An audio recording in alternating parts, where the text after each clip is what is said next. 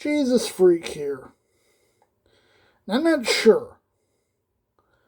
But I have this feeling that this concept that I've seen thrown around a lot about certain Christians believing that the universe is just a cosmic stage show that God put on for his own amusement. I get the feeling that this idea originated as a straw man argument.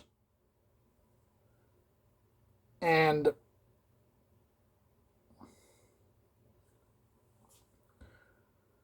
well, nowadays it does seem like some people actually believe this.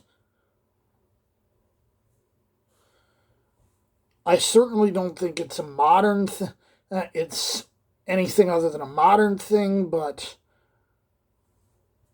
it often gets attributed to John Calvin.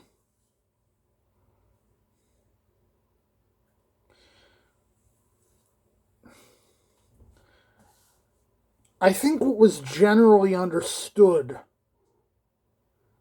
in the Reformation and shortly thereafter was less the idea that we were all cosmic marionettes in the hands of a cosmic puppeteer, which is what a lot of people associate with Calvinism nowadays.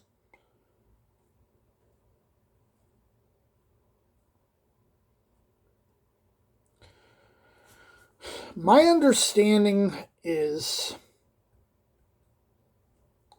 that having foreknowledge of who would respond to his call, because he operates outside the limits of time and space,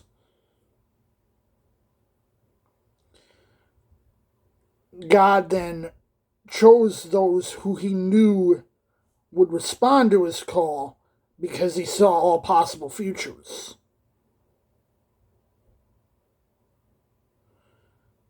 And put them on the path to responding to his call. Now,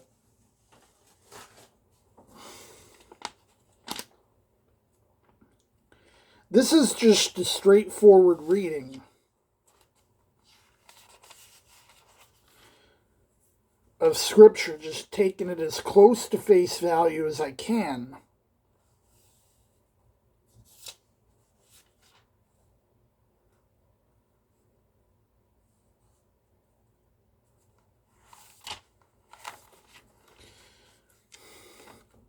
Because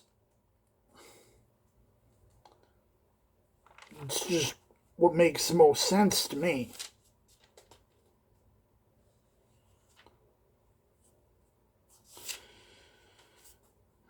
This would be a reading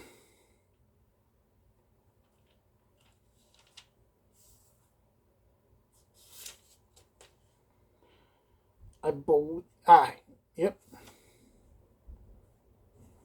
It's from Romans 8:29. For whom he did foreknow, he also did predestinate to be conformed to the image of his Son, that he might be the firstborn among many brethren. Moreover, whom he did predestinate, them he also called, and whom he called, them he also justified, and whom he justified, them he also glorified.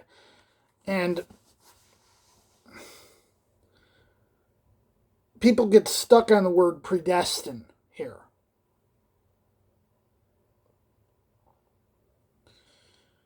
The most obvious reading here is that because God is not limited by time, he can see all possible futures.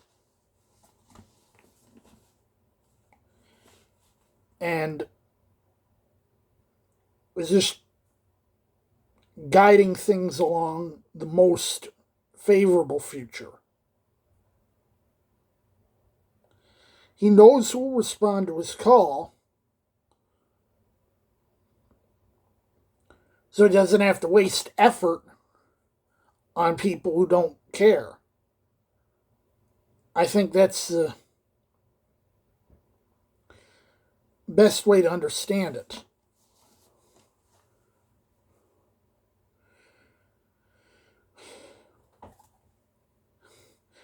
Another way to say this is that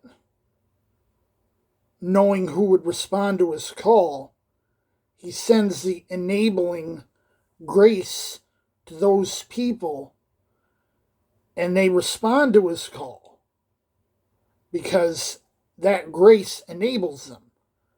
Shock, horror! That's Wesleyanism! I think most of the issues that Calvinists and Arminians, Wesleyans generally consider themselves Arminians, have with each other is more a matter of terminology and not outlying cases that build a straw man around Reformed theology.